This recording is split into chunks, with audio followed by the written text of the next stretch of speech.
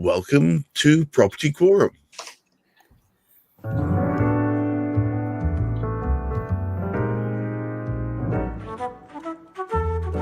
Once again to another Property Quorum. You'll meet the keener-eyed amongst you will notice that we are a man down, or woman down, in fact.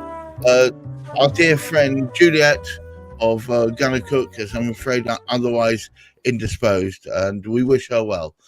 But we have today Zahrah Aullybocus. I'll come to her in a second. First of all, welcome to Chris Gilsenan of Route Home, Hamish McLay of Search and McLay, Search and Convey, Search and McLay. That's a good new business name for you there. And Zahrah Aullybocus of NEXA Law. Today, as ever, we discuss irritating things that are happening within the property maelstrom, or whatever you want to refer to it, right at the front. We're asking the question, is property investment really safe? Of course, as per usual, I'm going to throw Hamish straight under the bus. Well, is it? Well, I think I can actually sort of answer this because I've been listening to Chris Gilsenan for far too long. Any time to save time to you want to do that? He's the most cynical. He's the most cynical person I know. Not that bad. It's not bad. It's sane, I would say. Carry on. It does bring us to the particular state. It's like anything, really. There's so many things happening within the property sector. It's happening sort of, it's not just this country, it's all over the world. You don't know when there's going to be a bushfire necessarily. Fortunately, we don't have those in the UK. But if you've bought the flat, as we just sort of found out over the last weekend, anything can go wrong there, which was, sadly, I got that wrong. They were foreseen, they were known to be a fire risk. Keep out of that. That's another subject, another day. However, there should be an element of safety in terms of the way we go about what we're doing. And that's what makes it a good proposition.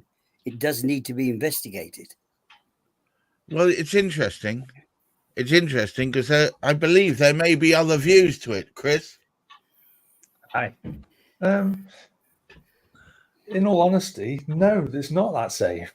Like any investment, there's risk. There's lots of inherent risk. The people think of it as like a mill pond, and actually, no, it's more like being on the high seas. It's very choppy.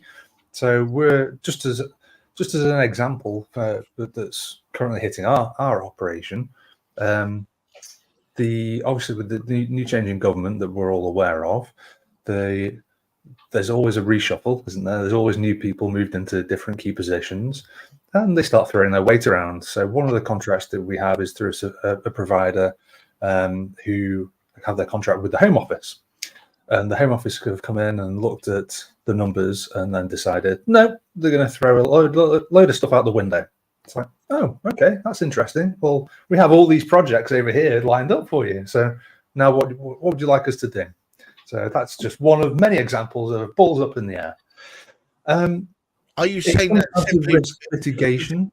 Is that simply a new broom sweeping clean, or is there a particular logic to it? Unknown at this point. It's a huge question mark. So it could be potentially existential. However, risk mitigation then comes into play. It's like, well, what is your backup plan? What's your secondary exit for these projects that you've already got lined up? So that's where that makes the distinction between an amateur and then the professional investor and someone who's building out their business at scale. And it's, well, what is the second plan? What is the third plan? What if the first plan doesn't work to plan? What's your next step? So it's all about risk mitigation, and that's the same for any investment strategy, as far as I'm aware. People hedge, they put not bets, but they put their eggs into one basket, but then they want to make sure that there is some sort of mitigation so that if plan A does not work, now what? What happens next? That's just one element of what can go wrong on the type of investment projects that we do. Zahrah, welcome to you. It appears with all these multiple eggs flying into multiple baskets, it's amazing that property deals go through at all at the moment. Yeah, it's a tough one at the moment. You've got people that want to invest that have been providing homes as landlords, but you've also got people that want to buy to live in it. That's also an investment, because you need to be able to sell that property again in the future. And at the moment, I just can't say to anybody, you're safe, because there's so much going on that's out of the control of the person who's bought that home. So if you were, you've probably seen the stories of little old ladies who have bought 4 investment flats, but now they can't sell any of them due to the Building Safety Act because they're a non-qualifying leaseholder.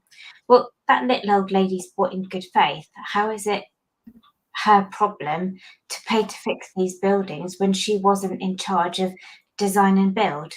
She's bought in good faith. She's trusted the people that constructed those buildings to build them safely, and to not put their homes at risk. But what I'm slowly uncovering is that, building control was taken out of council hands.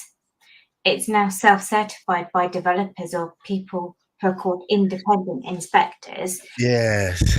Right. So, is it any wonder they're signing things off because they want to get the next job done? The other thing that we're not going to know is, there are all these procedures and things in place for fire safety, compartmentalisation, making sure you've got the barriers in, not just between the walls, but, between floors and ceilings.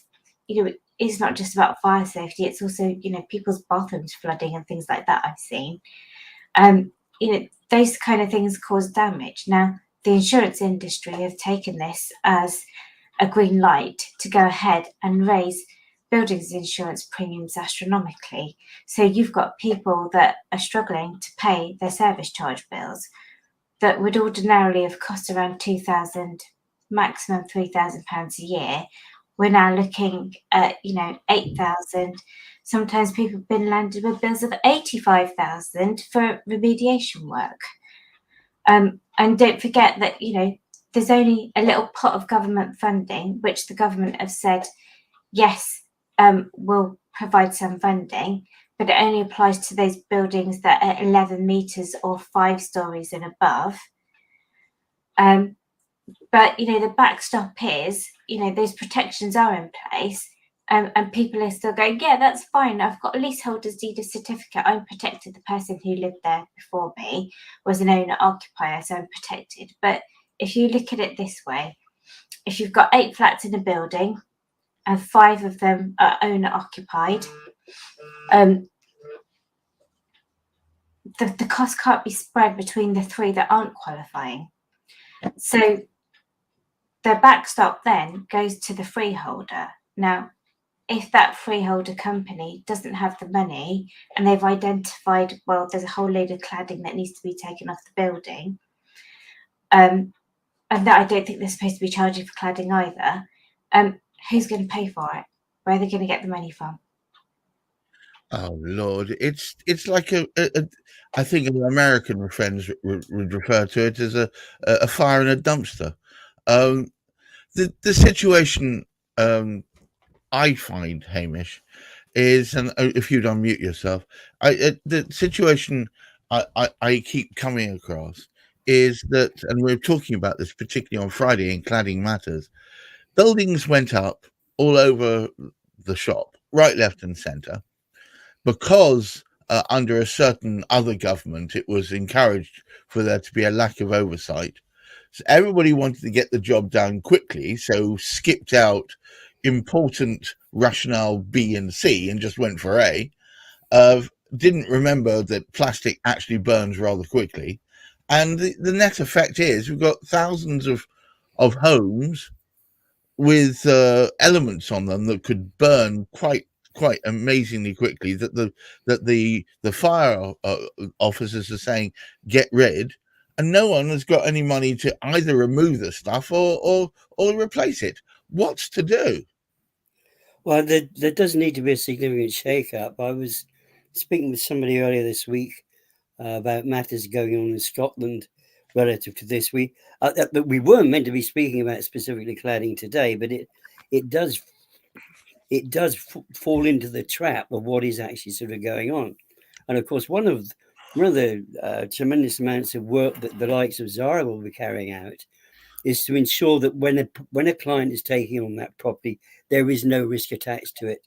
And as she said at the moment, there is some major concern because she has to demonstrate due diligence around what she's doing.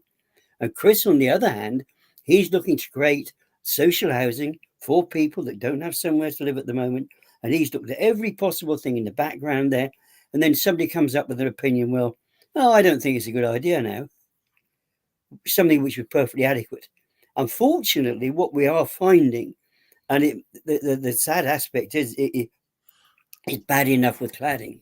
But when we start actually looking into what is going on to house building, and the message did actually sort of come across earlier, no longer are the councils responsible for checking out the building. One assumed, in this part of the work that I do, one assumes the building regulations come through, it's been checked.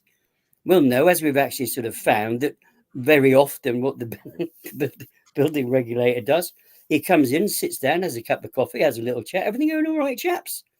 Let's have a sort of chat about things. The last thing they're looking at, they're not looking at they're not billing the fire officer in and say, are you happy with this? There is absence of collaboration within what needs to be a safe thing.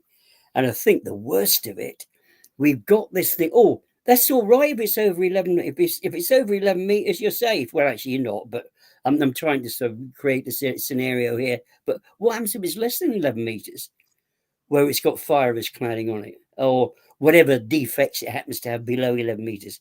This was a serious damage caused by the Building Safety Act of 2022. It wasn't fully investigated. It wasn't fully checked out. It's a crazy situation. Zahrah, are people like you desperately trying to pick up the pieces for an unmanaged situation without proper controls over it? I mean, people are putting out propaganda that, this will all be solved by material information. It's not. It's a legal issue.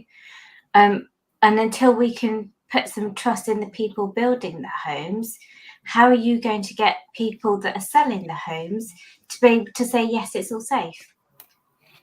You only have to look at new build houses of horror to see what's going on. And, from my experience of affordable housing, the people that do the development work don't talk to the salespeople, but also the people that do the development work heavily rely on their solicitors. Now, it's treated as a commercial transaction by those people acquiring the sites in bulk for the housing associations. They don't have any or little experience of what's required on the residential conveyancing side. So there's a lot of gaps there that need to be plugged. And also what you'll find is when you're being sold a new build home from a housing association, sometimes they try and adopt the bullying tactics of the big developers. You must exchange by a certain time. You must do this. We must do that. And like some of them, they're almost as bad as the developers with the constant chasing. And you've got, poor Joe Bloggs who hasn't got a clue as to what they should be doing or what they need to be checking out. Affordable housing, those kind of people aren't, they're not interested in surveys and things like that. But I'm going to them, you must get a snagging surveyor, because, there's a gap again between, it's affordable housing, yes, and you're getting a share in the property, but that guarantee stays with the landlord until you own 100%. And it's nigh on difficult to make a claim under those guarantees or, any type of insurance that they're not likely to pay out unless you make them aware that there's a problem within the first year or two.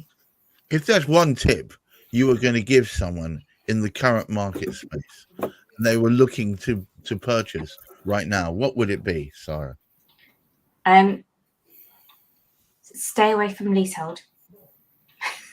Oh God! Oh God! Chris, I can see you laughing away, but Zahrah was talking about the poor people who aren't used to checking these sort of things out. You and I are both getting long in the tooth, and you have got a lot of experience under your belt, but still you're coming across issues of this kind anyway, are you not? I mean, Zahrah makes a great point. Let's call these people what they are. They're sharks. These developers, these housing associations, they're predatory sharks, and they are cutting corners intentionally. They're bullying these private building inspectors and coercing them into signing stuff off that shouldn't be signed off for fear of losing further work. And they need to be held culpable all the way up the chain. Corporate manslaughter, that's what we're talking about. Prospective corporate manslaughter charges. We need to remove this level of limited liability for criminal behavior. That's not acceptable. You can't hide behind the fact you've got a limited liability company. Doesn't wash with me. Sorry. Just as an example, I mostly refurb existing stock. Behind on my desktop today, I'm looking at a survey that the property is falling apart. It's got issues left, right, and centre. Now, there's two ways to go with this because there's costs involved and they need fixing. So it's either I go back to the vendor, then have a conversation with him about the price of the property that I'm paying, because ultimately he's left it in that state. It's not just created it's a problem all of its own. It's through dilapidation, or I suck it up and deal with it myself. But I can't complete this project without having these issues remedied. So why does some big developer get to cut corners and take the mick out of people? That's not right. No, it doesn't. Like I say, it doesn't wash with me. My goodness, what a tangled web we weave. Hamish, would you care to take us home, please? Well, I'll go back to what I said in the first place. There can be good times to buy properties, but you need to speak to somebody like Chris Gilsenan, and certainly you've got to speak to somebody like sort of Zahrah as well, because these are experts in their field. And all too often, I think they've been indicated by both Zahrah and Chris, too often we're taken down a particular route, or the buyer is taken down a particular route without being guided. They are pushed down a route which is to benefit the person who is actually maximizing on profit. And I think there are safety issues that we can actually look at, but for heaven's sake, trust the person you're working with. If you don't trust them, go and find somebody you do trust. So I would say buyer beware right now. It's as ever Wild West out there. But I have to thank our resident experts, Hamish, McLay and Chris Gilsenan. Zahrah, thank you so much for stepping into the breach and helping us try and make sense of what is, as I said before, a tangled web. Until next week, remember, shameless plug, every Thursday at 10 o'clock or thereabouts. Today it was 9:30, but it will be back to 10 next week. We're here to try and disseminate, nay, put right, or even just moan about what the hell's going on in the property scene at the moment. Until next week, I wish you all well. Remember, keep your feet on the ground, keep your heading towards the stars, and try and look after that mental health. Bye-bye now.